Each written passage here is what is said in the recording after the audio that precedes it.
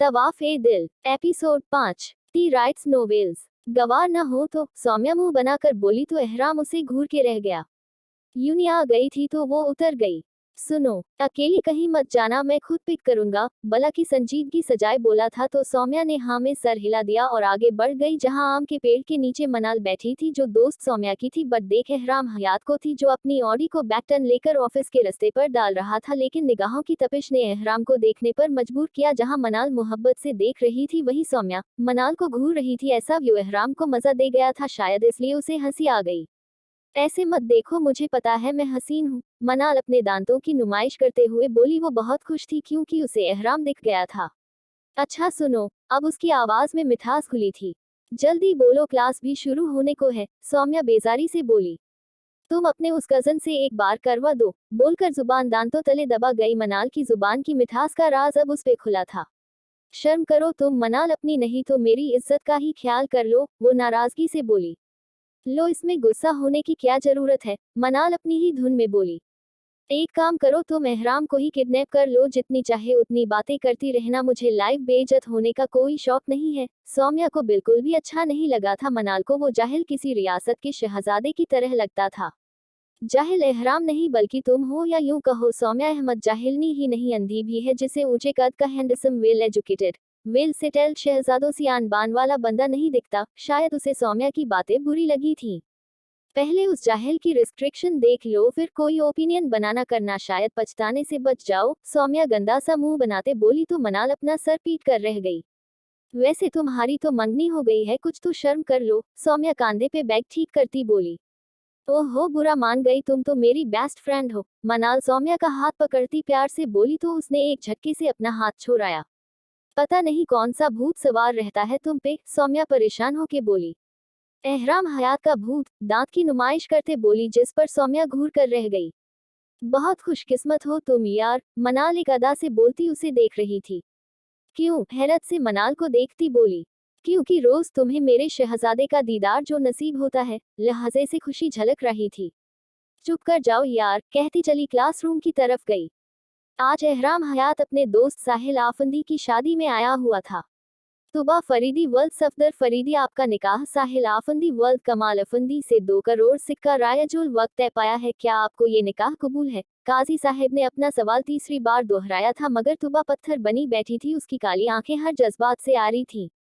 साहिल आफंदी ने अपने मजबूत हाथ का दबाव उसके हाथ पर दबाव बनाया तो तुबा की जान हलक में आ गई। तुबा की हदधर्म खामोशी साहिल आफंदी को ताव दिलाने को काफी थी। तुबा तो घूंघट में थी, जिसे साहिल की इज्जत से कोई सरोकार न था, मगर साहिल को अपनी इज्जत बहुत प्यारी थी। सब उसे बिगड़ेल समझते थे, बट वो वैसा नहीं था। आज जिस तरह मीडिया उसकी एक एक एक्टिविटी को कैच कर रही थी, वहां सभी कैमरे इस पल को खटाखट कैद कर रहे थे। बड़े बड़े बिजनेसमैन भी शामिल थे यहाँ साहिल आफंदी को कौन नहीं जानता था, जाने माने बिजनेस टाइकून कमाल अफंदी का इकलौता बेटा, जिसने न सिर्फ अपने बाबा की बिजनेस संभाली हुई थी बल्कि अपने बिजनेस को बुलंदी के आसमानों पर ले जाने में भी मदद की थी। साथ ही उसे जद्दी पुश्ती रईसों के खानदान से भी होने का भी शर्फ हासिल था।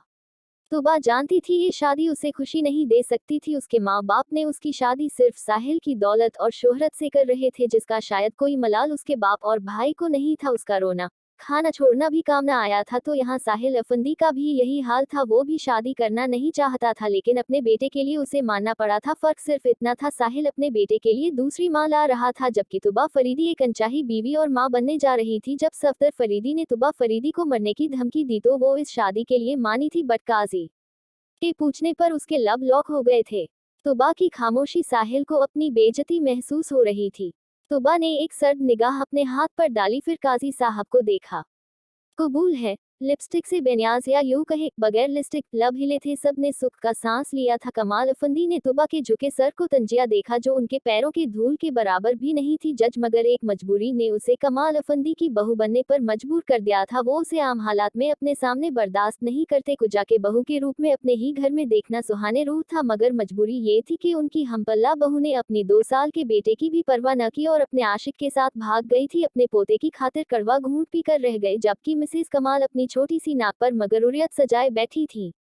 बहुत ही प्यारी सी नफीस लिबास, खूबसूरत कपड़े, पाँव में ऊंची ब्लैक ही डाई किए, बालों को स्टेप्स में कट किए हुए और गर्दन ऐसे अकड़ाया हुई थी जैसे उनमें सरिया मीन्स लोहे की रॉड फीड की गई हो। ये खानदान की पूरी रिवायतों मतलब रस्मों से आजाद खुद की करने वाली खुदसर औरत है, मतलब उन्हें सात खून माफ है। काजी साहब अब साहिल से पूछ रहे थे, जो संजीदगी से जवाब दे रहा था, मगर कोई शौक नजर होता तो उसकी संजीदगी में छुपी सर्दमेहरी को भांप जाता। हाथ अब भी तुबा के हाथ को कैद किए हुए थी। मुबारक सलामत का सिलसिला भी जारी था।